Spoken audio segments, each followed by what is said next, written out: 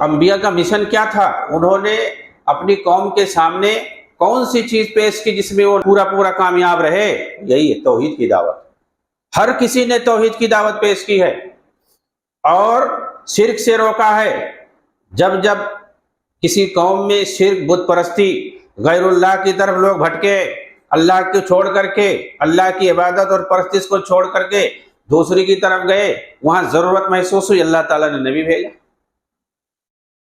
اور پھر نبی نے آ کر کے اسی کو یہی پیغام دیا، اللہ کی عبادت کرو، صرف اللہ کی عبادت کرو۔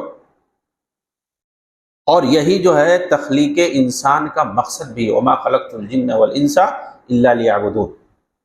ہم نے انسان اور جنات کو اپنی عبادت کے لیے، اپنی اطاعت کے لیے پیدا کیا ہے۔ تو عبادت اور پرستش کے لیے اللہ تعالیٰ نے پیدا کیا ہے۔ جب شیطان بھٹکا دیا اور دوسری کی عبادت کرنے لگا تو اللہ نے نبی بھیجا کہ جا کر کے ان کو صحیح راستے پہ لاؤ، سیدھے راستے پر لاؤ۔ وہ لوگ بھٹک گئے، نبی نے آ کر کے ان کو صحیح راستہ بتایا۔ وہ صحیح راستہ کیا ہے؟ اللہ کی عبادت، شرک سے روکنا۔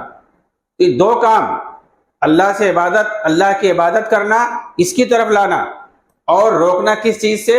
شرک سے روکنا۔ سارے انبیاء کا یہی مشن تھا اور سب نے یہ پیغام پہنچایا۔ حضرت آدم سے لے کے نوح علیہ السلام سے لے کر کے، حضرت نوح علیہ السلام سے لے کے آخری پیغمبر جناب محمد رسول اللہ صلی اللہ علیہ وسلم تک سب نے یہی کام کیا ہے۔ اللہ کے رسول صلی اللہ علیہ وسلم مکہ کے اندر 13 سال تک تھے۔ بعثت کے بعد آپ دیکھیں، آپ صلی اللہ علیہ وسلم کی زندگی وہاں مکہ کے اندر، مکی زندگی کو آپ دیکھیں، آپ نے کیا کیا ہے؟ توحید کو پھیلایا، لوگوں کو شرک اور بت پرستی سے روکا، اس پر کبھی سمجھوتا نہیں کیا۔